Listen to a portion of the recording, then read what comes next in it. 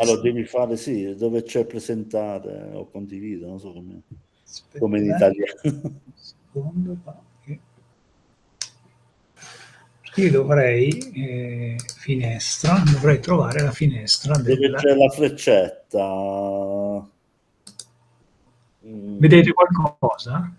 Aspetta, sì, sta uscendo. Sì, sì, allora vedo la diapositiva e dovresti ingrandirla. Perché così si vede a solo finestra. Per farla a schermo intero, come si fa? Se io faccio... Aspetta, provo. Sì, sì. Edison. Sì. Hi. How do you? How is it possible to show all the screen? To see all the I screen? try with presentation. Edison is my best collaborator. Nice to meet you. Nice to meet you. Is it better like this, or do you see anything better? Yes, yes, that's better. So you see the whole screen, because I do not see you anymore. Yes, we can see the whole screen, yes. Yeah, we can see the whole screen. It's not full screen, but I don't think it's a problem that it is not full screen for us. Okay, so we can go like this. Yes. Okay, so I think now we can start. So welcome everybody to this session of the seminar of the group of Campos e Partículas from Universidad Nacional de Colombia, sede de Bogotá. It's a pleasure today to have with us Professor Andrea Quadri, which is a great expert of quantum field theory and a great friend of mine. Andrea, Professor Quadri, got his PhD in theoretical physics at the University of Milan in 2001. I will add the 10th of December because I was with him and in the session of the PhD session. And he was postdoctoral fellow at the Max Planck Institute in Munich from 2002 to 2004, postdoctoral fellow at Milan University from 2004 to 2008, and at Freiburg from 2009 to 2010. He got the French habilitation as associate professor, Maître de Conférence, in 2009. From 2010, is senior researcher associate at the Istituto Nazionale di Fisica Nucleare, INFN, the branch of Milan, and currently working on the specific initiative GAGRA, Gauge and Gravity, at the Pisa node. Today, he will talk us about recent developments in the algebraic renormalization of effective field theory. Thanks, Andrea, for accepting our invitation, and please. Of course, we can stop. Anytime, sure. I talked already with Andrea. We can stop him every time. Also, questions in Spanish, I will translate to him. The only point is that I do not see you because I am in full screen. Don't worry. I will manage the relation between the audience and you. So thanks for the kind invitation to this online seminar. And yes, I know Professor Fazio since a long time. Indeed, it is almost 23 years, actually. So it's quite a long time. And so today I will speak about effective field theories, the way they are used today in describing, in particular, beyond the standard model physics, and why algebraic renormalization can tell us a lot about the UV properties and, in general, the way radiative corrections can be computed in effective field theories. And the talk is subdivided into different sections. I just give you an overview so you can orient yourself. First of all, I will give a very brief introduction to the concept of effective field theories as applied to the electroweak physics and beyond the standard model searches. And then I will make some comments on very simple field theoretical models and why field coordinates can play an important role in understanding renormalization. Then there is an interlude on the algebraic renormalization approach, which is not directly related to the new material in the seminars. It's just a gentle introduction to the subject for people who are not expert in the field, so to say. Then I will come back to the question of field coordinates and gauge invariance and discuss a very specific example as a toy model for more general interaction vertices. So I will consider an abelian X-keyboard model supplemented by special dimension 6 operators with two derivatives, and I will comment why I chose exactly this kind of operators, and show that we can write, by using algebraic renormalization methods, some new differential equations for the 1πi amplitudes that allow us to resum contributions and provide a way to control the Euclid divergences to all orders in perturbation theory, although the model is not power counting renormalizable. And this is just an example of something that turned out to be very general, and it seems to be a feature of models involving also fermions and vector fields. On this latter point, I will just make some comments, but not go into any details. And finally, we'll discuss some possible extensions and outlook of this work. So first of all, an introduction about where we stand now. So 2024 is 12 years from the discovery of the Higgs resonance at LHC. And from depending on the point of view, it is also 16 years to the future circular collider, assuming it will be approved at CERN. So we are in a position where, so to say, we have time to think about new ways of describing high-energy physics interactions. We know that gauge symmetry and spontaneous symmetry breaking provide a successful description of the electroweak physics up to the TeV scale.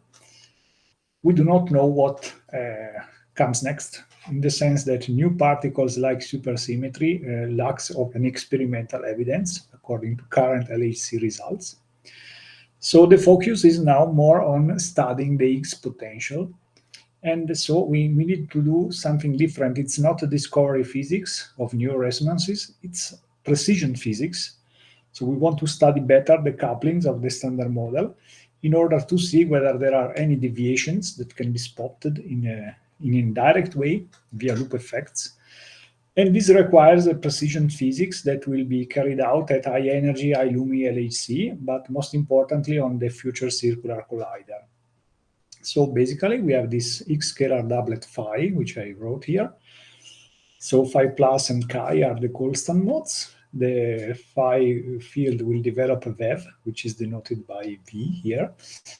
And therefore we have, and we also have a scalar mode sigma, which is the physical X. There is, of course, the quartic X potential, which you see in the last line of these slides.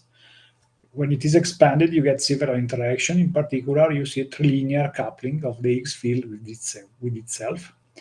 And the value of this coupling is exactly predicted by the standard model. And the question is whether we can experimentally probe this coupling. And one way to do this is just to modify the coupling by a key factor, which is denoted in red here, and then perform some fits and see whether the experimental data prefers key equal 1, as it is the case for the standard model, or some deviations, possibly induced by different interactions or higher or particles living at high energy, at much higher energy, that leaves an effect when integrating out of the path integral. So the focus of this kind of research is studying the formation of the standard model predictions. This is one of the simplest approach. The most general one is based on the idea of effective field theories. So we take the standard model Lagrangian, which is denoted here by L4, and then supplement it with additional operators of higher and higher dimensions. Operator of dimension 5 are denoted here by O5i, and similarly for O6i and so on. Of course, these operators are suppressed by some high energy scale lambda, so they are small, and they deform the theory in a way compatible with the symmetries of the model. So OI5, OI6, and so on will be invariant under the SU2 cross U1 cross SU3 gauge group. This is the so-called low energy symmetry pattern, which we know is experimentally verified. And these theories are called effective because they break an important properties of L4, namely power counting renormalizability. Once people start to include these higher order operators, then more and more UV divergences are generated as more and more loops are included. So the theory is not stable in the sense that the couplings, new couplings will appear as more and more UV corrections are included. And this is at variance with what happens for the standard, for the power counting renormalizable model, where renormalization implies that all divergences can be reabsorbed by rescaling the original couplings of the Lagrangian plus wave function renormalization of the fields. So the physical way to understand what happens is that predictivity is lost if the energy of the process is greater than lambda, while below lambda, one thinks that this is a perfectly fine description of the low energy physics.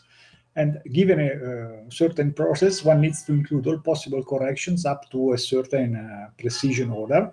So you chop the series of the operators up to, say, dimension 5, 6, or 8, depending on the particular observables. And then you are satisfied with these computations, and you incorporate prediction on some Monte Carlo simulations and make comparison with experimental data. And in the literature, most often people keep terms that are linear in the beyond standard model parameters. Beyond standard model parameters are the couplings CI5, CI6, and so on. And they are assumed to be small because we know that the standard model is a good description of low energy physics. Still, from a theoretical point of view, one can answer the question whether there is some systematics in the UV divergences of these models. And this line of research has started from the observation that when you compute anomalous dimensions of the beyond the standard model effective field theories up to dimension 5 and 6, you observe some cancellations in the anomalous dimensions of the operators that have to be explained in some way. So they point out some additional symmetries. In the literature, there is a paper by Choing showing that such cancellations are a consequence of some kind of holomorphy that is residual in the model, although not supersymmetric. But still, there are new additional set of the relationship between UV divergences. And one of the goal of what I'm telling you today is trying to understand how we can work out a formalism where such cancellations or such relationship between UV divergences become manifest. And the idea, the naive idea, is that maybe it would be, we can gain something new, we can make some progress on this line of research if we use gauge invariant variables. So why gauge invariant variables? Because they are the variables adapted. Just a minute, Andrea. The organization of the new divergences follows the paradigm of Weinberg about modern renormalization, where the symmetries play a central role in cancelling the divergences. It's based on this. I'm calling Slavnov-Taylor identities. These are the Batalin-Vilkovitsky master equation. Weinberg and Gomes, and I will cite the paper later on in the talk, gave a general proof that under very general conditions, one can renormalize the model in the modern sense, so remove all divergences, provided that one implements a non-linear field redefinition first, and second, renormalize the gauge couplings. And the gauge couplings in this context are the whole tower of operator of coefficients C5, C6, C7, C8, and so on. If you include all possible operators of arbitrary dimensions, then it can be proven that UV divergences can be removed in a local way by field redefinition that now are a formal power series in the fields and derivatives, and by rescaling the whole set of couplings. That's the general theorem which lies beyond this construction. My attempt is trying to give you some more information on which UV divergences are really independent. I see. And to give you a flavor of why this can be so dependent on the field coordinates, I will show you the simplest possible example of a free massless theory, which you see in the left-hand side of this equation, four-dimensional free theory for the scalar phi. And if one tries to use polar coordinates, so carrying out a field redefinition like with the radial coordinate times an angle, which you can do, of course, then you get the right-hand side of that equation, and you see that this becomes an interacting theory. You have still a free term for the radial coordinate, but the angular coordinate becomes interacting in a very with trilinear and quadrilinear interactions in the left-hand side of these, sorry, in the right-hand side of this equation. So if you start from the right-hand side, you see, oh, this is a very complicated interaction theory. It is non-renormalizable because we have an operator of dimension 6, which is rho squared, the mu theta. But if you look at the same theory on the left-hand side, you see it's completely trivial. It's a free theory. So it may be that choosing the appropriate variables can give you more insight into the structure of the divergences of the theory. And there are many papers now discussing that the fact that carrying out these field redefinitions does not alter the S matrix of your theory. So it is picking out the most appropriate set of field coordinates can really give you some insight into the structure of the theory itself. This the independence of the S matrix from this reparametrization can be seen from a change of variable in the path integral, for instance, or you may also rely on more sophisticated cohomological arguments in the BRST or Batalin-Vilkovisky framework. The simplest way is to look at the change of variables in the path integral. And another example, which is more, which is closer to gauge theories, is the so-called unitary gauge. And this means that one can always perform an operatorial gauge transformation. And I describe it in the case of the abelian case first. So I have the gauge field A mu, and then I have a Goldstone pi. And I can represent the Goldstone as in polar coordinates as e to minus I sum angle times phi, which is the radial coordinates. And then the left-hand side, when I move from phi to this combination, which is a gauge rotation of parameter theta, I get an invariant variables, which is in one-to-one correspondence with the original one. And I include also gauge transformation on the gauge field, which you see on the right-hand side. A prime is invariant, phi is invariant. This is the so-called unitary gauge because all the unphysical degrees of freedom of the Goldstone have been eaten up by the gauge transformation. And you can repeat the same construction in the non-abelian case, and it's just the rotation with an exponential of some the generators of the Lie group, of the Lie algebra, sorry, TIE, and then you have the generalization of the gauge transformation to the non-abelian case. If you work in the unitary gauge, of course, renormalizability is lost, and but still the physical content of the theory should be the same. So in the computations of electroweak correction in standard model physics, unitary gauge is not used because it breaks renormalization. It is an example where you see that some gauge invariant variables may show better the physical content of the theory, but there is something to understand with the renormalization properties of the theory. And this is what was done many years ago. So people were aware of this unitary gauge, but they were not able to provide a consistent formulation of the quantum field theory in terms of gauge invariant variables. And the variables I have in mind are variables that only exist in spontaneously broken gauge theories. So I'm not making any statement for QCD, because the construction requires that the change of variables is invertible. And the simplest possible example you see in the first line of this slide. I start from the doublet phi, and now it's, say, I specialize to the abelian case, it's a complex field. And the gauge invariant counterpart of phi is phi dagger phi. Since the theory is spontaneously broken, phi gets a VEV, so you can expand phi as the VEV plus the sigma, which is the quantum fluctuation of the Higgs field, plus imaginary part and the Goldstone.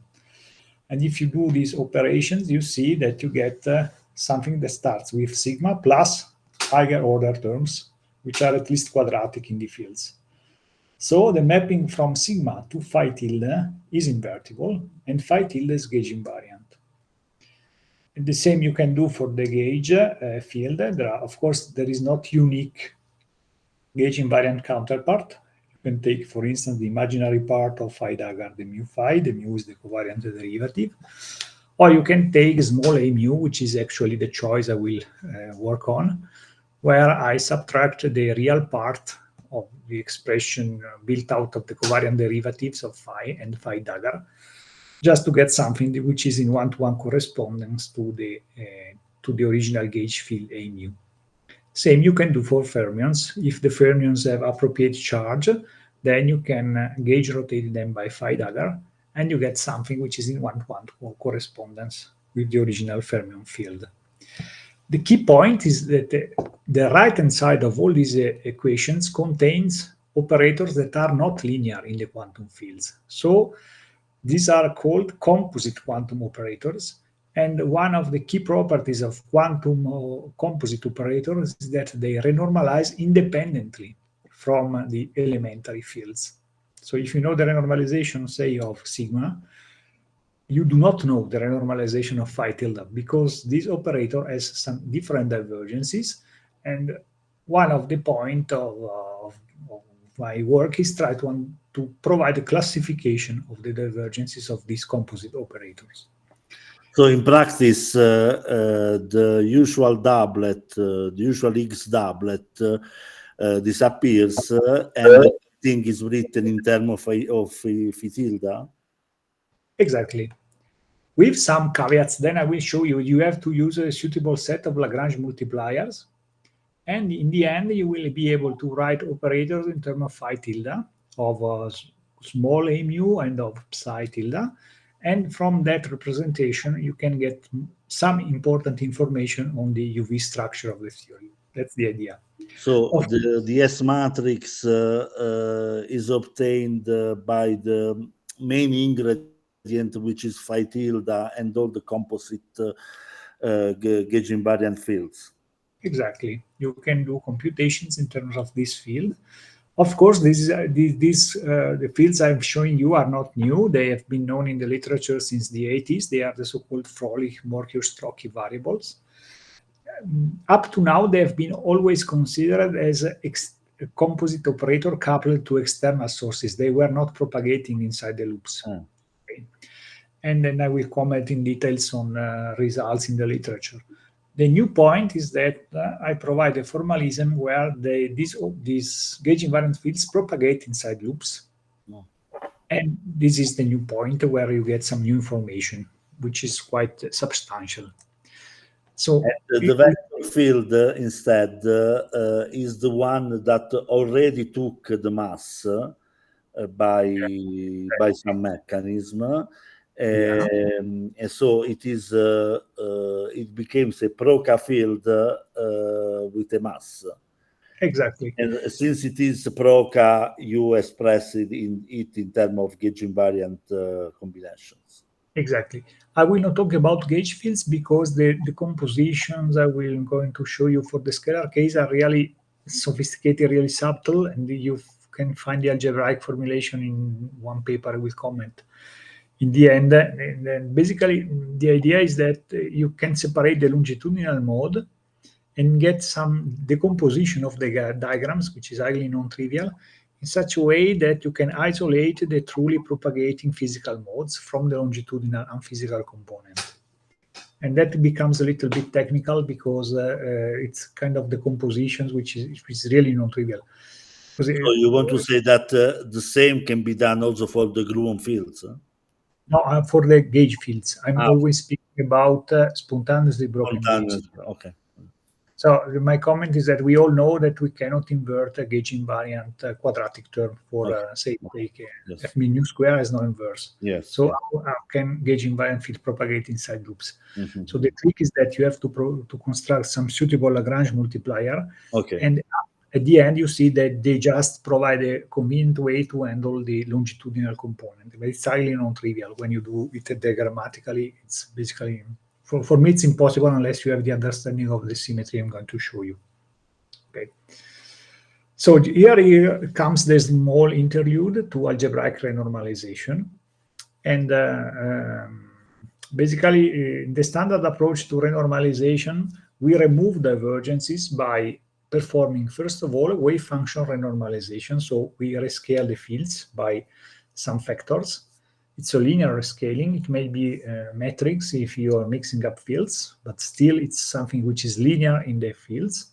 And then by rescaling the gauge coupling, or in general, the couplings in the Lagrangian. And that's all. If a power counting renormalizable model has these properties of being a power counting renormalizable, this operation allows to remove consistently to all orders in perturbation theory the whole set of divergences. And this approach has been reformulated in all the times by an algebraic approach, which tries to combine locality properties of the field theory, which goes under the name of the quantum action principle, which is really the cornerstone of algebraic renormalization, together with symmetries expressed in functional mode, in functional form. So you may think about Batalin-Vilkovisky master equation. And in order to control the UV divergences of the model, and you have to prove that you can remove these UV divergences while respecting the relevant symmetries of the theory.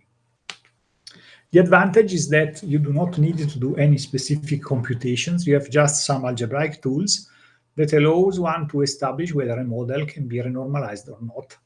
And an extension of these tools, or of the tools I'm going to show you, is at the basis of the Weinberg and Gomis paper. I will do things very, very simple. And if you think it's too simple, just tell me that I will skip this part. And I took an example from Piguet Sorella book on algebraic renormalization. This is a very simple U1 scalar model. It's not a gauge model. And I have a rigid symmetry. The classical action is written down here. You see that it's a model of a complex field phi and its conjugate phi bar with the mass term and the quartic interaction, which is invariant under the above symmetry. So delta phi goes into I epsilon phi, and delta phi bar, of course, into the conjugate expression. You have also discrete symmetry, which is charge conjugation invariance that maps phi into phi bar. It's not a gauge symmetry because epsilon is not gauge dependent. So that's why I have only ordinary derivatives. There is a word identity, a functional identity that embodies the invariance of the theory under the symmetry I showed in the previous slide. And this operator W is just a counting operator for the fields phi and phi bar. And when you apply it to the action S, you see that it's exactly 0. So it gives you 0. So this is an example of the simplest example of a functional identity. And our problem is to see what happens if we go at the quantum level. So if the classical action S is upgraded to its to the full vertex functional gamma. The vertex functional gamma is the generating function of all one particle irreducible amplitudes, renormalized, so all divergences are removed. And we want to see whether we can find out a gamma such that still it is invariant under the word operator W. So gamma will be expressed as a sum over the number of loops of a series of functional gamma n. Gamma 0 is the classical action, 3-level. Gamma 1 will be the set of amplitudes at 1 loop order. Gamma 2 at 2 loop order, and so on. And the algebraic approach does not require any specific computations because it provides a way to recursively analyze the restoration of these identities. So we assume that the identities holds up to order n-1 in the number of loops. And here comes the quantum action principle. And this is a very general properties of local quantum field theory. And the quantum action principle ensures that the possible breakings, whatever they are, will be, in any case, integrated polynomials of order n in the loop expansion. And this polynomial has to be dimension less or equal than 4. So the identities may be broken, W gamma n may not be 0, but if it is not 0, it is a delta n, and we know that delta n will be a polynomial up to dimension 4, integrated in Poincare invariant, sorry. What are the basic assumptions under a quantum action principle? Actually, you should have propagators of the Klein-Gordon type, so a quadratic term in the momenta. It is not clear if it works with Eiger derivative theory. Probably yes, but no one has a proof. The proof has been done in several regularization schemes, most notably in dimensional regularization. And when you look at the proof, you see that the key requirement is that you have a quadratic wave operator. And so a propagator that is something 1 over p squared minus some mass squared times the spin or vector tensor. So all we have to do is write down all possible terms that can appear in delta n. So we have to understand, to list a possible basis of operator of dimension up to 4, and they must be odd under C because the Church conjugation, the commutator gives you, with W gives you a minus W, so the breaking must be C odd. And it's easily written down. The invariant basis, the basis of the invariants can be parameterized in terms of 4 operators. Delta 1 is phi squared minus phi bar squared, dimension 2. At dimension 3, you get just one term, which is phi 3 phi bar minus, sorry, dimension 4, you have two terms, phi cube phi bar minus phi bar cube phi, and phi 4 minus phi bar 4. While at there's another term involving derivatives, which is written here. It's the mu phi minus the same for phi mapped into phi bar. And this is all you can write down. So whatever will be the breaking, it will be decomposable on this basis of operators. And now the way in which algebraic renormalization works is try to see whether we can find some invariants, C even, whose variation under W will give us the possible breaking.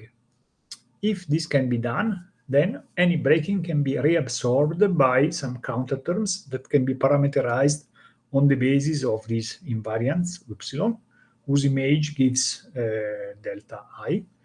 If not, there is an obstruction, and we speak of anomalies in this case. For this model, there is no anomaly, of course, and you can explicitly construct for each delta I in the previous slide a functional epsilon y whose image under W gives delta. So if you get a breaking delta n, you know that it can be decomposed on this delta basis with some coefficients R1, Ri. This Ri cannot be, must be computed directly. And then, if you know them by Feynman diagram computations, you can say, I redefine my vertex function at order n by subtracting these counter terms, and then the new functional will be invariant. Since y I have all dimensions less or equal than phi, you are not breaking power counting renormalizability. All divergences will be parameterized by this set of counter terms. And this completes the proof that the model is power counting renormalizable and fulfills the world identity. This is the simplest possible example. Of course, you can do much more complicated things like studying the Batalin-Vilkovisky master equation in a general setting, and you can arrive at the Weinberg and Gomis theorem. What about the finite counter terms that are needed in some regularization scheme to restore symmetries? It may happen that the breaking is something which is so. Up to now, I have considered the UV divergences of the theory, and it may happen that in some regularization scheme, delta n is non-zero because you get some finite counter terms, so you will get a breaking. This breaking can still be decomposed on this basis, delta 1, delta 4, with some finite counter terms R of I finite. And then in that case, you can remove the breaking by constructing this, by adding to the class, to the nth order vertex functional, the finite counter terms sum over I over R epsilon y. So, for instance, typical example is dimensional regularization in a chiral model. Standard model, for instance, there is no known gauge invariant regularization scheme. And it's possible to construct explicitly the coefficient R of I. I will point to your attention a recent review where this has been done in details. And one can algebraically construct the whole set of invariant epsilon of Y, whose image under, in that case, the linearized Slavnov-Taylor operator gives the breaking. So again, you will have to redefine finite counter terms by finite counter terms the effective action at order n, and recover the Slavnov-Taylor or the Batalin-Vilkovisky identity. Okay. If you look at Weinberg in Weinberg books, one can prove that the UV divergences must fulfill the n for the Slavnov-Taylor identities, and that's the kernel of the proof of renormalizability. The point is that in the book of Weinberg, he never mentioned the finite counter terms needed many times when the regularization schemes does not agree with the symmetry, like, for instance, conventional dimensional regularization and supersymmetry. Exactly. And here you see two recent papers, one by Cornella, Ferruglio, and Vecchi, where they exactly provide the set of invariant epsilon I, whose image gives the possible breakings for massless chiral model. It's a nice paper. It's full for a full non-abelian massless chiral theories. You get the full list of invariants.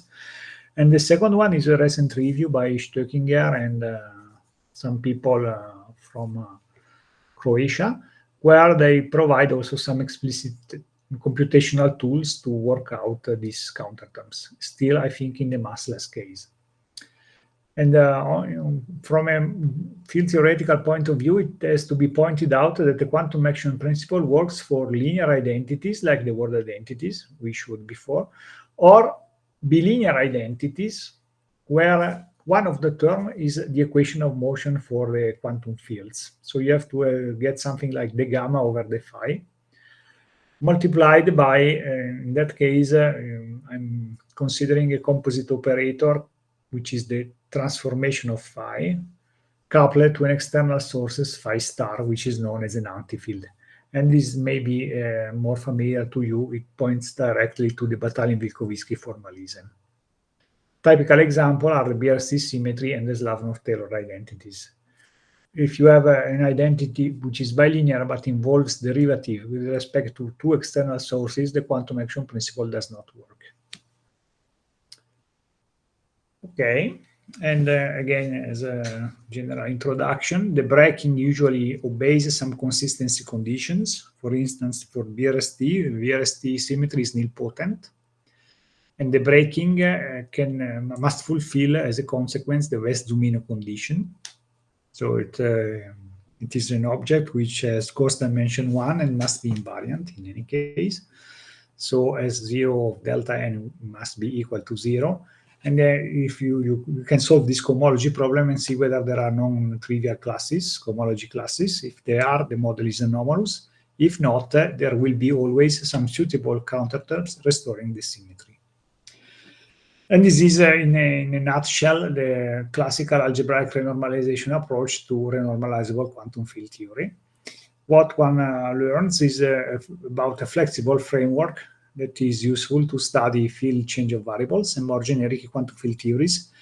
And the most important paper, in my point of view, is the paper by Weinberg and Gomis, where they basically generalize the construction I showed you for the power counting renormalizable case and prove that it holds true even if the model is not power counting renormalizable.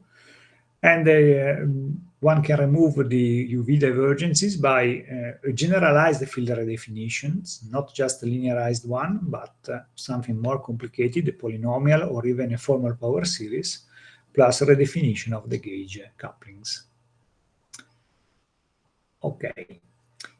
The question is, can we say something more specific, at least in the particular class of effective field theories where there is spontaneous breaking, where spontaneous symmetry breaking occurs? And this leads us again to the concept of composite gauge invariant operators. I already showed you their expression. Here I quoted the original references, and you see they are in the 80s by Froelich, Morchio, and Strocchi. And actually in 1975, a paper by Clark showed that you can use these composite operators, not as quantized fields, but as external operators coupled to an external source. You can construct the LSZ formula and work out the S-matrix formalism for this set of fields, and you get the same results as in the standard computations. So again, here the composite operators are not dynamical, so to say. And in recent years, there has been some renewed interest on these objects.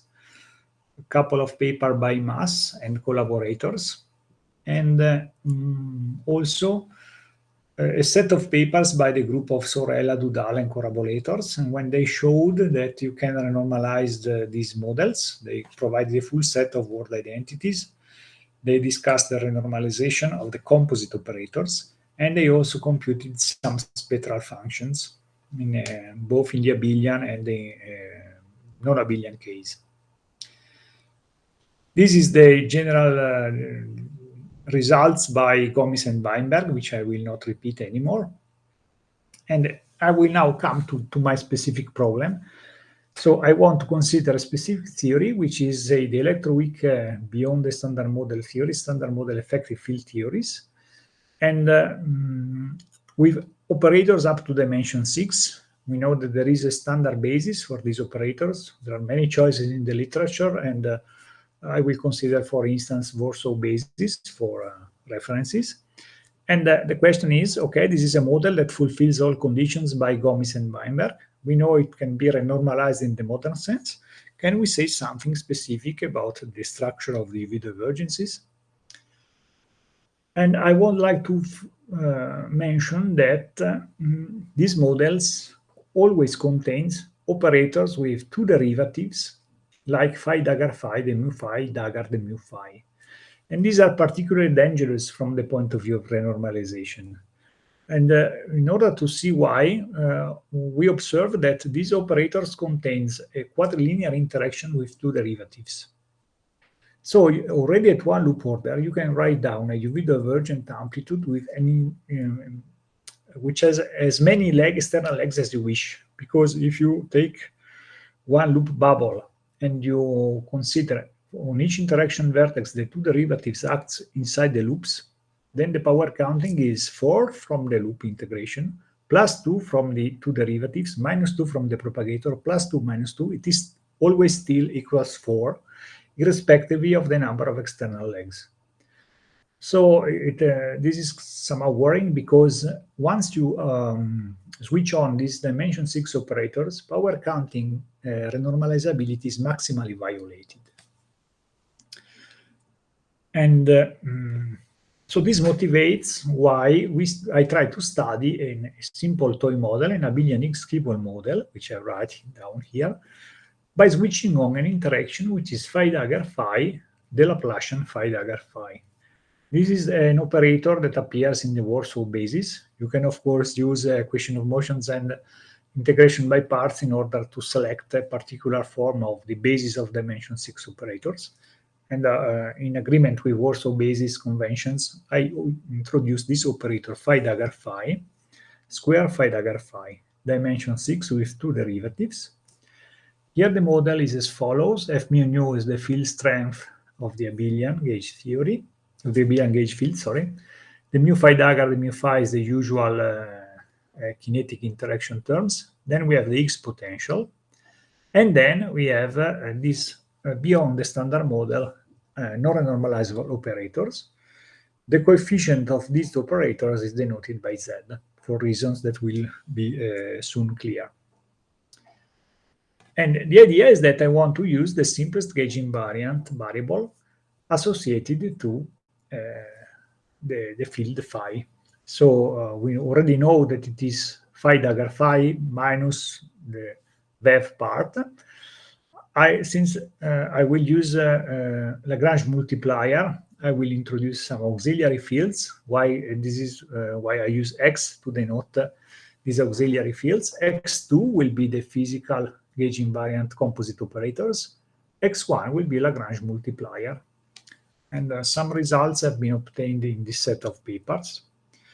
And there is also some detailed computations of beta functions and so on. So this is the key idea. I don't want to implement it directly in the Lagrangian. I want to stay off-shell.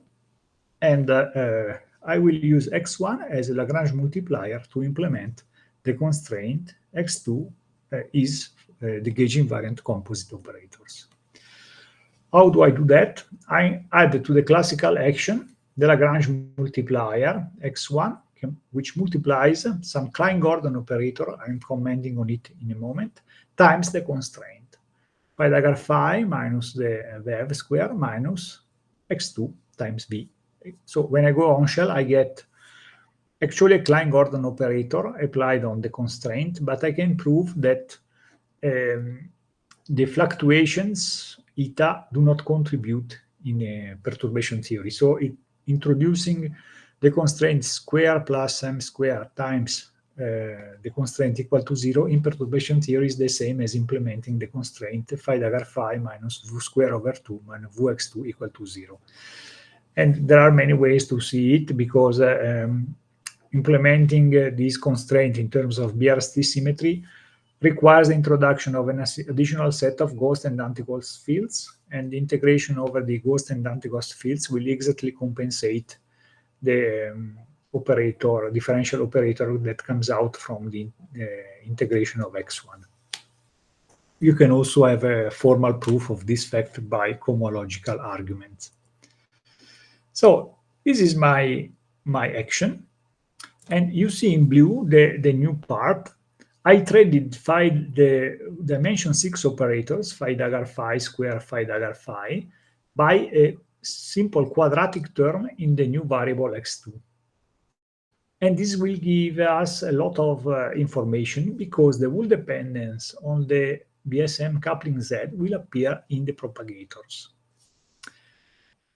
And now I ask Raffaele, there is a technical part on how to implement all this in a BRST invariant way. I do not know whether I have to insist on that or just go on and show the results. Give the idea. Okay. So the idea is that I have to implement the constraint, which you see in the third line here, but in a way to respect BRST symmetry. And this can be done provided that the BRST symmetry is extended to a constrained BRST symmetry, which works as follows. The Lagrange multiplier will form with the new ghost C, a doublet, so it will decouples from the spectrum, and the constraint phi dagger phi minus v square over 2 minus v x2 will be implemented as the BRST transformation of the anti-ghost counterpart C bar. Okay. It is nilpotent because if you compute the BRST transformation of S bar C, since x2 is invariant and phi dagger phi is invariant, the right-hand side will also be invariant. And the BRST symmetry will tell you that you need also the first term and in the third line. Once you integrate out C bar and C, you get exactly 1 over the determinant that you get from the delta function once you integrate x1, determinant of square plus m square. So the differential operator will cancel out, and you get exactly the same as you tried to implement the constraint without this Klein-Gordon operator. But if you insert that Klein-Gordon operator, you get a better behavior of the propagators. And this is the reason why I introduced that operator. I do not insist with additional higher order operators because otherwise I get an higher derivative theories and then you get troubles with additional ghosts that do not decouple. This is just a slide to show you that if you go on shell with x1, the mu x2 will give you back the original operator of dimension 6, while I can also represent the potential of the x potential as a quadratic term in x2. And I introduced this additional piece here, so this quadratic potential, the standard one, with a small m square parameter, because this small m square parameter will be in fact unphysical. Once I go on shell with x2, this will cancel out, and the only physical parameter is the mass term for the quadratic x2 term. So basically, the idea is that the quadratic potential, the quartic potential of the X field is now a quadratic mass contribution, and the kinetic term that you can easily construct out will correspond to a dimension 6 operators, phi dagger square phi dagger. Here it is completely confined to the coefficient is completely confined to the quadratic part. In the standard formalism, it involves lots of interaction with two derivatives. So next step is carrying out the gauge fixing, introducing the appropriate external sources. You need the anti-fields for the standard gauge BRST symmetry, plus a constraint for this new, plus an anti-field for the constraint BRST symmetry, which I showed before. And then you get a set of new identities. Maybe I just give you the idea. I'm not dwelling into too many details. There is a functional identities for the Nakanishi-Lautrup field, for the Lagrange multiplier field x1. All the divergence, all the amplitudes of x1 are in fact controlled by C bar star, which is a much better UV behavior than x1 because two derivatives are encoded into these operators.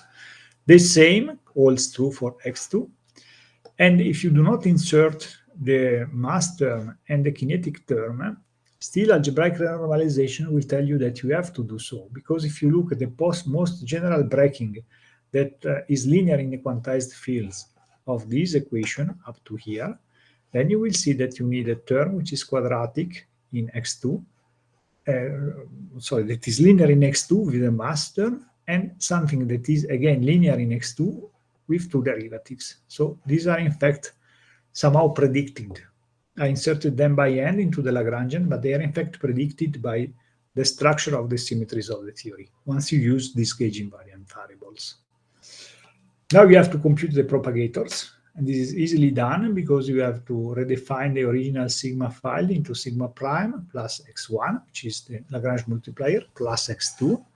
And here you see something very interesting because x1 and sigma prime have exactly the same propagator on the unphysical mass m squared, and they have a different sign. So in diagrams that we exactly cancel out as you expect, because the number of the physical degrees of freedom is exactly the same as before, while x2 has the following interesting propagator. It is 1 plus z p squared minus m squared. And then you have the standard gauge field propagator. And so now it's very, very easy to see what happens, because in the original theory, you had very complicated interactions depending on z.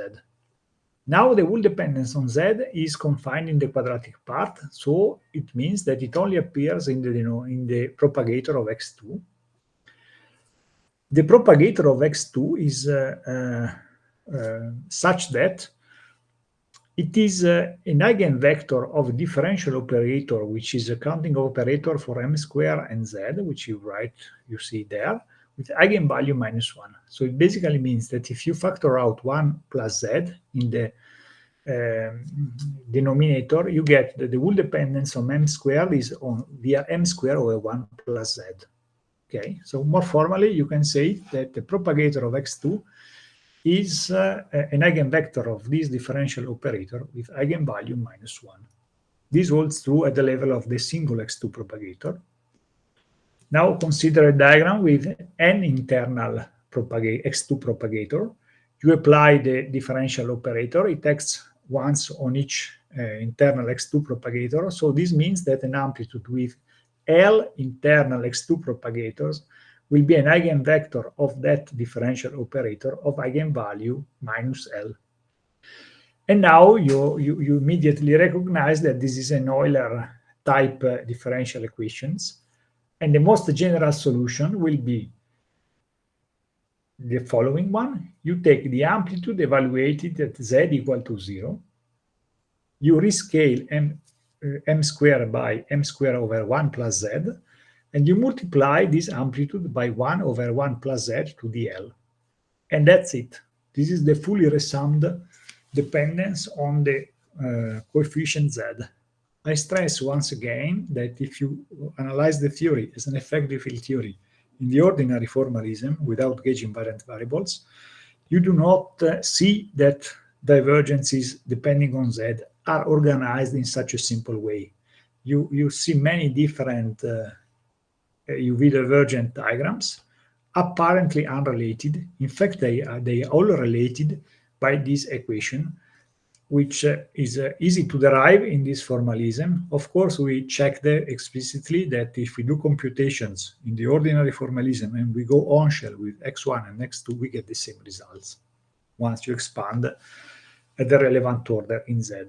So this is quite interesting results, quite powerful resummation that only appears if you use gauge invariant variables. And so this is one of the main results of this discussion.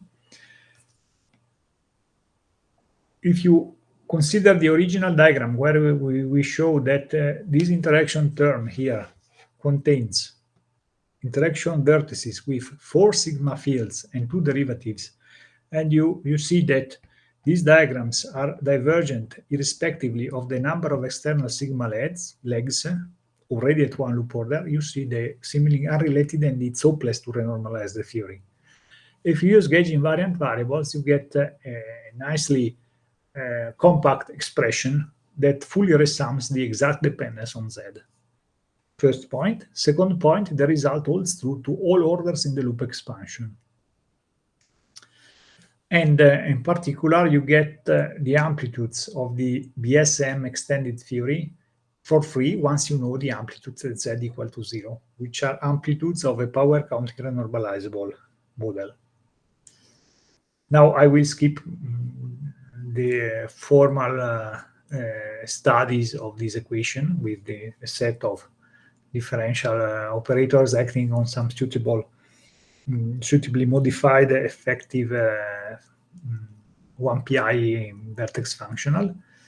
And I just want to point out an example. A 2-point function at one loop order. There are 2 topologies, one with a bubble and the other one with two legs insisting on the same point. I decompose the amplitude according to the number of internal X2 propagators, the propagators of the gauge invariant field, and which is denoted by a solid line. I have 0 internal X2 propagators, 1 X2 propagators, 2 X2 propagators, and the same here.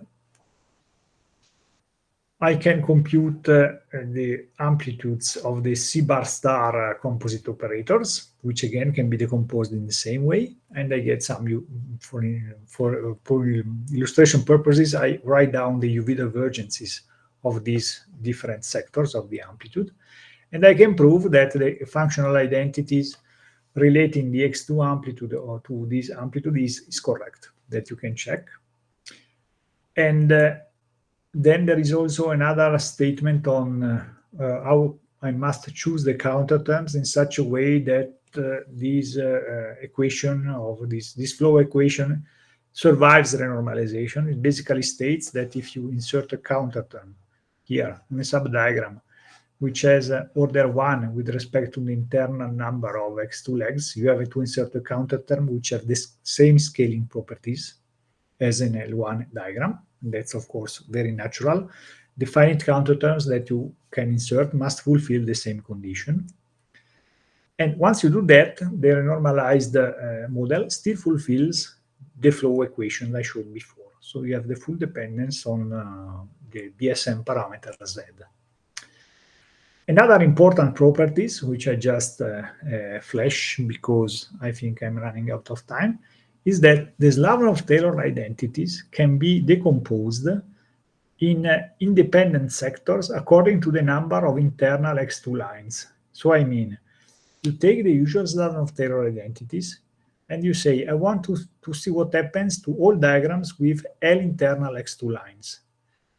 They will be separately invariant. So the sector with 0 internal X2 lines, Stueckelberg-like sector, will be separately invariant. 1 internal X2 lines will be separately invariant. 2 internal X2 lines will be separately invariant, and so on. So in fact, it's something very natural because Slavnov-Taylor identities are related to unitarity. So if I cut the diagram and I have a state which is gauge invariant by itself, like X2, it has nothing to do from unitarity point of view with diagrams with 2 internal X2 states. They must completely decouple. Unitarity is related just to the cancellation of the Goldstone and a ghost. And this is in fact what happens. You can decompose the Slavnov-Taylor identities in a set of independent Slavnov-Taylor identities, each holding for a given number of internal X2 lines, which is something which is completely new in the literature and which I think has something important to say when we try to connect with unitarity computations that are of amplitudes that are currently very popular in the field. So this is a key property of this formalism. So it's really gauge invariant in the sense that when you cut, all states are independent. So it's what we think intuitively must be. It is really so. Okay. I will skip this part because it becomes really too technical. And just mention that you can do the same also for gauge fields. It is a little bit more complicated because the structure of the Lagrange multiplier is more involved, but in the end it works, both in Landau and in the generic arc-C gauge. Slavnov-Taylor identities, the composition is very rich because you decompose them according to the number of internal gauge invariant scalars and gauge invariant vector fields. And you get a rich decomposition, really completely non-trivial. So the amplitudes are reorganized in such a way that you isolate the longitudinal part for all states with a given number of physical internal states. There are scaling equations also in that case. So this means that we can give a sense to a model where we have phi dagger the mu phi squared here. And here you get something of dimension 8, because once you replace small a nu as phi dagger the mu phi, this will be something of dimension 8. Again, you completely resum. And this is something that looks like a general feature of non-renormalizable theories. So it has a potential extension to a wide variety of models. To the best of my knowledge, it is not studied in details in the literature. And you can also speculate about some possible phenomenological applications. For instance, if you take the limit z, which goes to infinity, which is a strong coupling limit, okay, then you see that since your amplitudes all have a factor 1 over plus z to the L prefactor, and this also holds true to all orders in perturbation theory, you can take a resonance at m squared over 1 plus z, Paul mass fixed, and take the strong coupling limit z going to infinity, and you get that all these additional terms in z-dependent decouples. So this is something very important, and probably you have to think about it, because if you consider small z expansion, then you get some contributions which are non-zero. But for that operators, if you take the strong coupling limit, no decoupling effects is left over. So you have to be careful. If you try to apply, say, consider a model where you have an additional resonance at high energies, and you try to see whether this resonance at high energies can leave some low energy effects by non-decoupling contributions. Well, if you have a small expansion in Z, then you can get something, and in the literature there's plenty of papers on discussing these effects. Now we know how to resum completely with respect to that coefficient, and we know that if we take the strong coupling limit, we will get zero, so complete decoupling. So non-perturbatively, physics may be very different from perturbative expansions, and I think that this is also an important result. And moreover, you can work out a minimal extension of the standard model just by working out the possible deformations of the x1, x2 equations and the same equations for the gauge fields. You get a next to minimal standard model. I am not a phenomenologist, so I'm not claiming that it has anything to do with nature, but for sure it is a way of selecting a specific model that, from the point of view of algebraic renormalization, has some specific properties.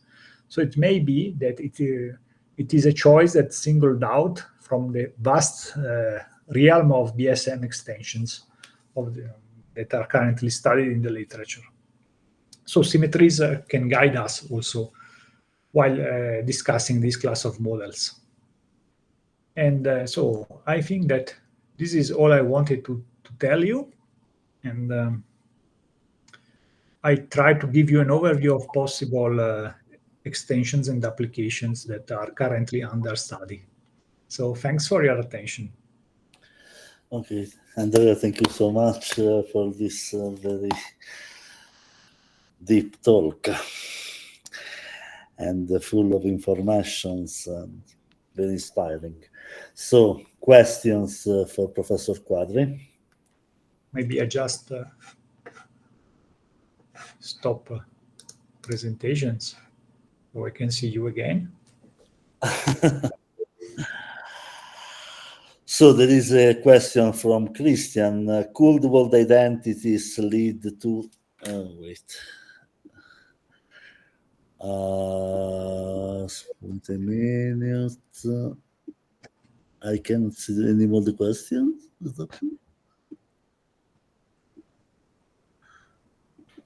Wait. Christian, could you ask the question, because I don't see any more the questions?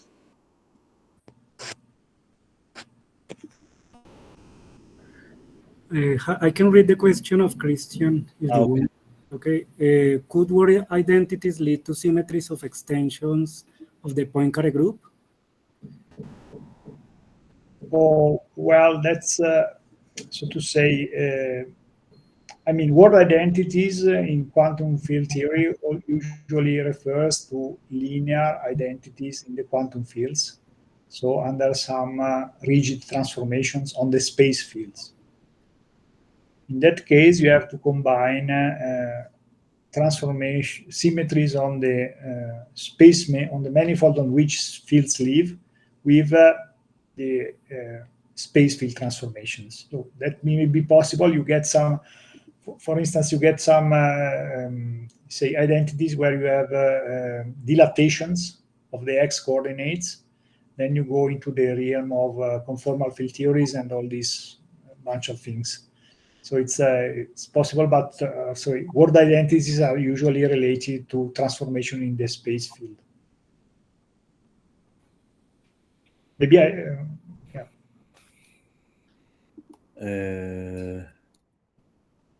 Does Dyson series for S matrix for over S matrix for composite operator change?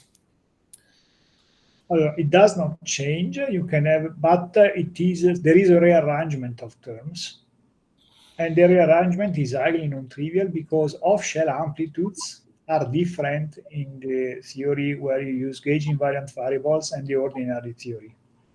For instance, if you compute the 4-point amplitude for the scalar gauge invariant field, already at 3 level, it has something which has derivative dependence.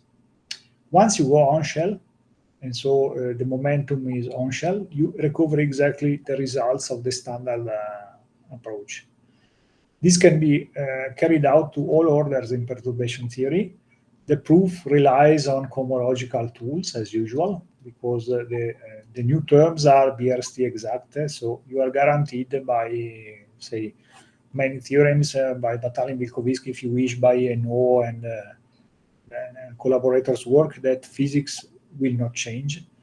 But diagrammatically, the rearrangement is non-trivial. And the equivalence only holds on shell for S matrix element or physical composite operators, of course.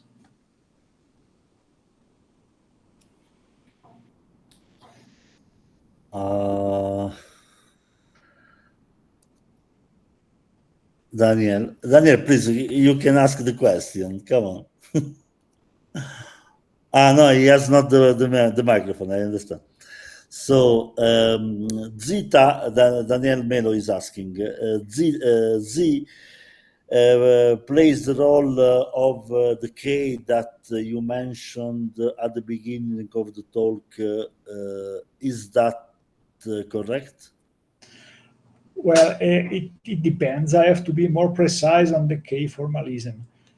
Z is a BSM couplings, so it is true that it is a deformation of the classical action. When you look into the literature of effective field theories and you refer to the K formalism, the fact that they are the same thing only holds true at 3 level. If you go at higher orders, then the model renormalized in a complicated way, while experimentalists just scale the couplings by a common factor key. So at 3 level, it is true that it is the same. If you go at higher orders, the K formalism is just a kind of taking an average of many quantum effects. So the correspondence does not hold true anymore. Because you can get, just in simple terms, you can get the complicated dependence on Z, which is not just multiplying by key. You can get dependence on Z. As I showed you, you have 1 over 1 plus Z to some power. It's a rational dependence at higher orders. So it will be not possible to describe it by a key factor. Key factor is just an approximation that is used in linearized models, basically, by experimentalists to keep track of BSM physics.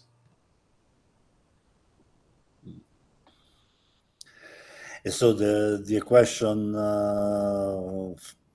the differential equation for Z is like a Cannon-Simanzik equation for a sort of beta function that gives the rounding of Z.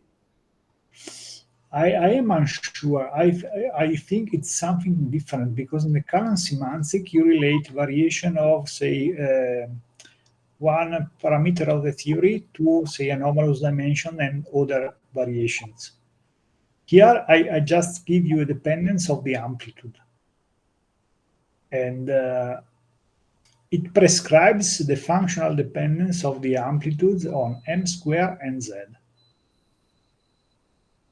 While the Cannon-Simanzik tells you that if you change, say, the mu scale, the effect will be compensated by, in power counting renormalizable theory, by a redefinition of the couplings and of the anomalous dimensions.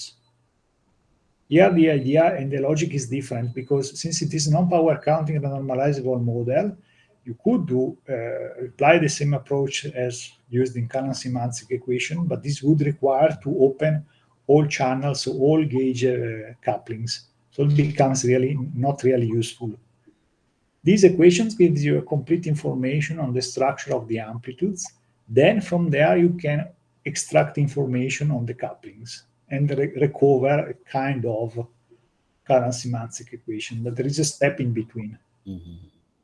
Okay. But in both cases, you managed to make a resummation,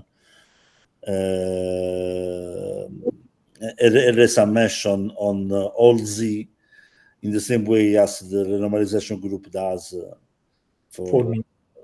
In that case, it's for mu. In this case, it's only with respect to a physical parameter of the theory.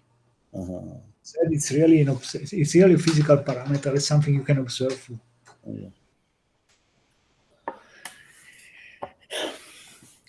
But let's say at the level of the procedure of Gomis-Weinberg in their method of cancellation of divergences, I mean, all steps are equivalent by making this change of variables. No, say it again. One can check that everything provides the same cancellation of divergences as in the method of Gomis-Weinberg. Yes, but here it comes a non-trivial point because you need say the field redefinitions that are required are controlled by the anti-field and ghost sectors. And there are some expressions which we evaluated with Daniele in some of the papers I showed before. And you get that there is the required redefinition is a formal power series, in fact, which you can explicitly write down, but it's something 1/1 plus phi dagger phi 2 times something. And after you do that, you can rescale the gauge couplings and renormalize the theory. And the gauge couplings are not all independent. So there is an example with a particular potential phi dagger phi to some power n, which in our language is x2 to some power n. And all these amplitudes are related together. So Weinberg and Gomis theorem works, of course, but Weinberg and Gomis theorem does not give you a recipe to work out the field redefinition and the appropriate rescaling of the couplings. It just tells you that they exist. Okay. It says that there is an anti-canonical transformation that provides this field redefinition. Yes, but okay, when you try to compute it, you see that if you use this gauge invariant formalism, you get much more information because you explicitly get the field redefinition which you need. This is done in one of the paper with Daniele.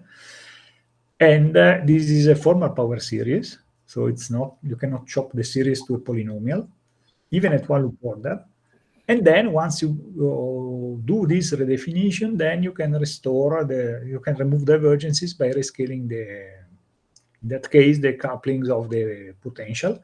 But these couplings are not independent. So the number of really independent UV divergences is much smaller than on general grounds.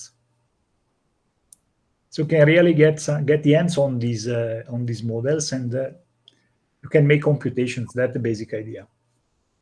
Beyond the linearized approximation. No, the point, one of the points that I have never understood in Gomis-Weinberg is they suppose that there is a stability in the sector of the ghost. And also this cohomological theorem of Brandt and collaborators brings to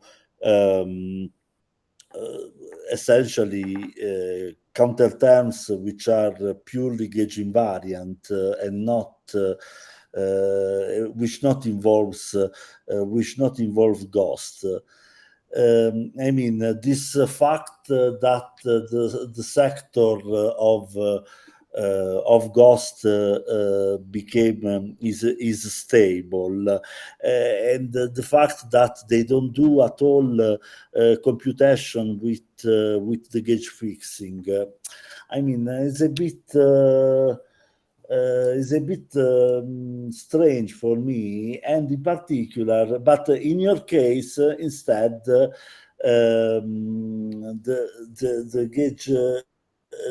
gauge fixing is treated probably more coherently. This is so in Weinberg and Gomis paper, the gauge fixing is so to say removed by a anti-canonical transformation. That's always possible because we know that you start from the anti-field part and you generate the gauge fixing. But it's at the algebraic level once you have already computed loops. Okay, so you have the classical the fields in the effective functional are classical stuff. So you can do that case once you know once you have computed the amplitudes. The same here, you can compute the amplitudes in the gauge fixed theory, of course, because otherwise it doesn't make sense. Then you look at the amplitudes involving the ghost and the antifields. They will predict the structure of the filter definition that you need. There are explicit examples if you wish to check in the papers with Daniele. You remove that part of the divergences. What is left over is just a redefinition of the gauge couplings. And you really see that it works in all gauges. And the definition of the couplings is gauge invariant.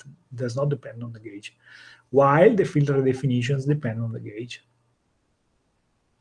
And on top of that, you get additional information on the fact that the gauge couplings renormalized in a way that is related by themselves, within themselves, by this kind of symmetries that has nothing to do with the Slavnov-Taylor. These are the X2 equation, the X1 equations, to say.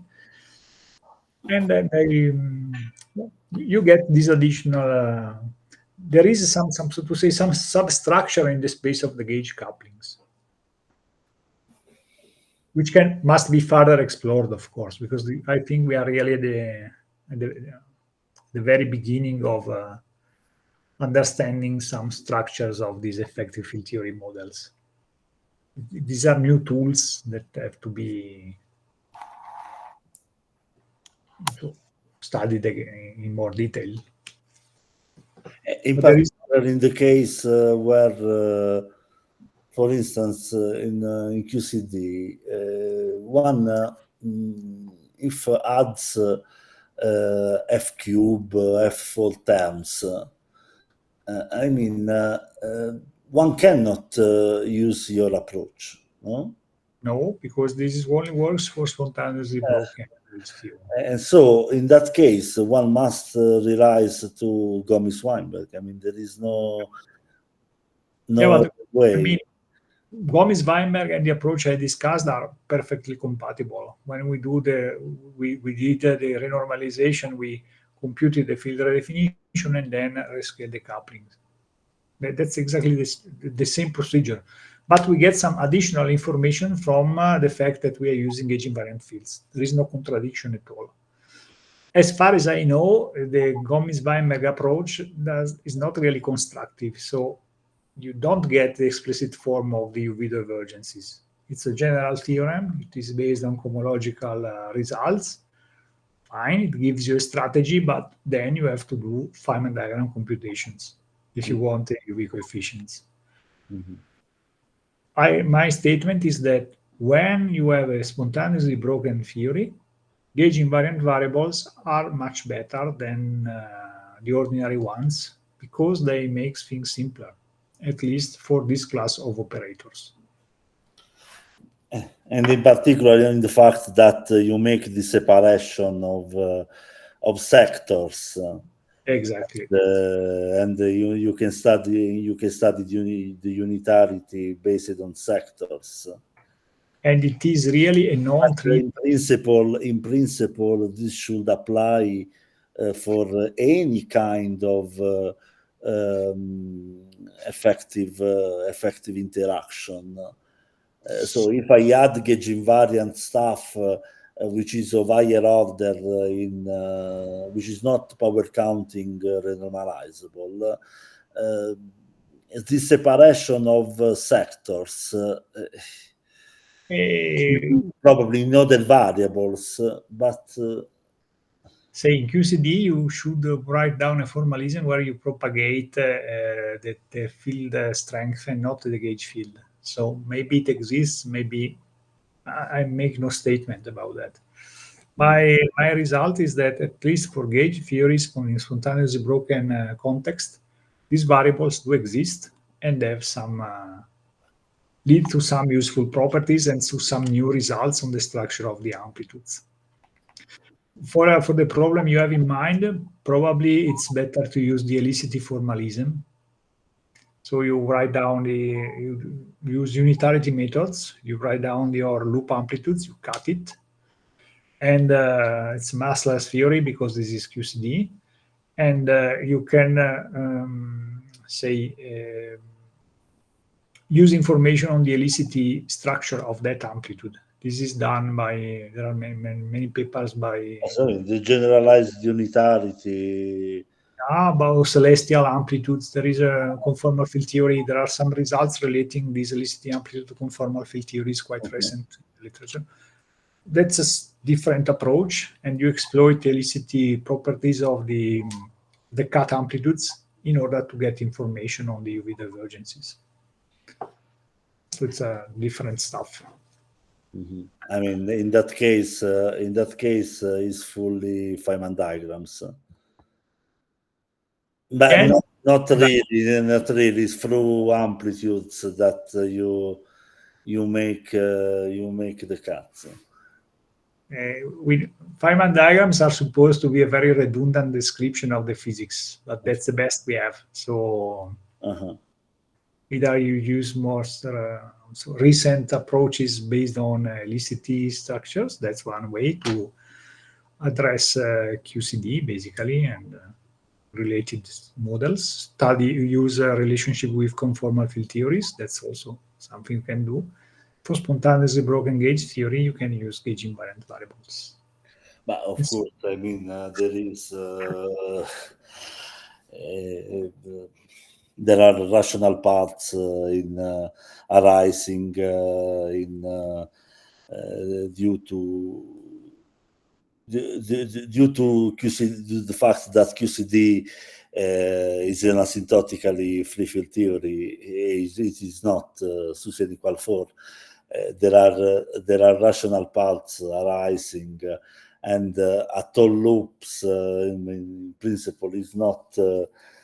There are no prescriptions, as far as I know, that how to control this combination of amplitudes fully. I mean, in the divergent part and in the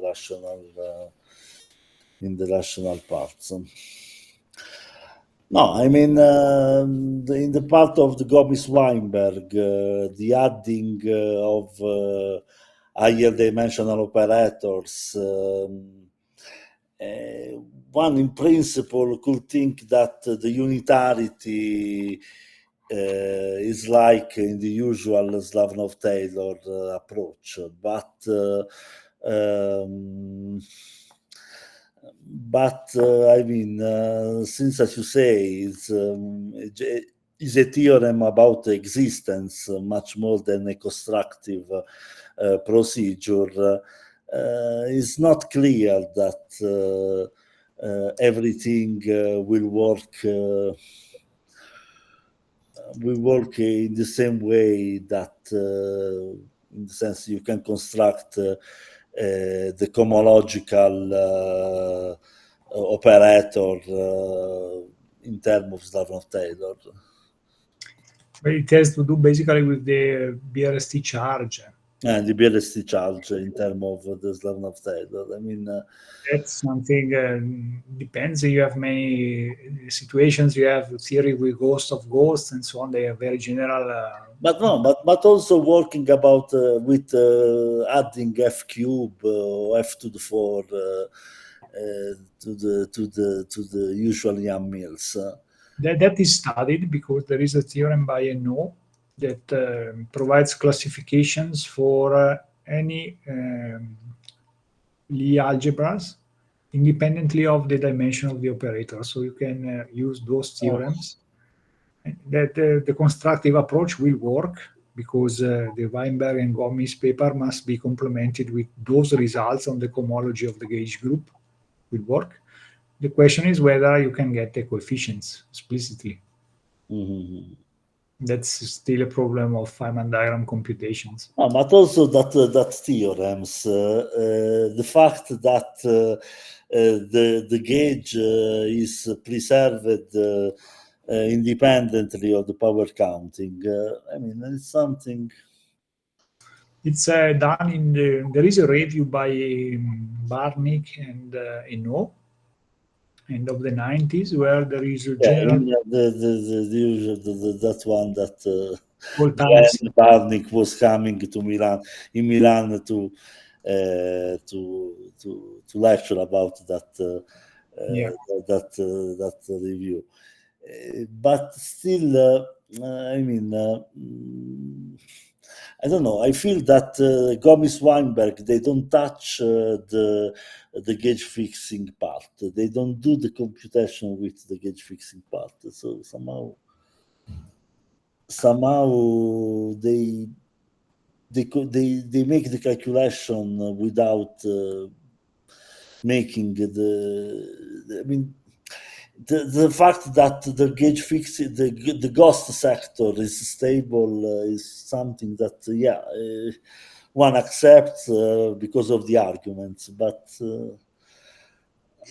Well, I think from explicit computations, if you do not have information on the ghost sector, you don't get the form of the field redefinition.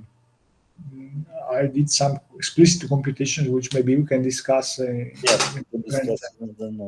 later on, and that's why I think they require stability of the ghost sector. Okay. Because otherwise it's not the field redefinition is not well defined.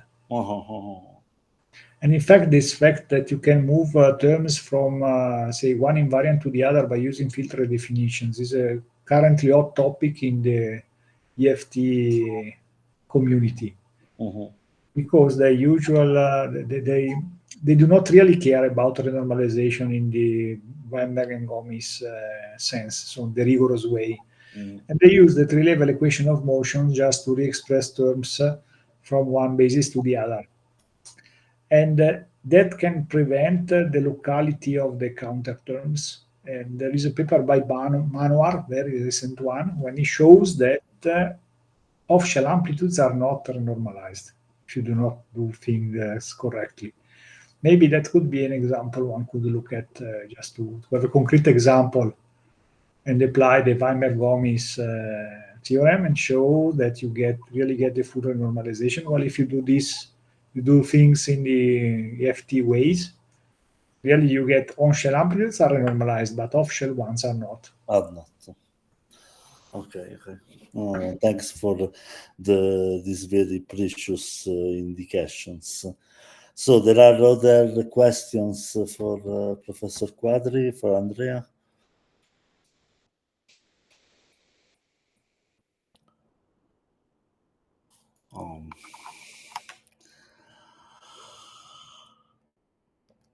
Okay.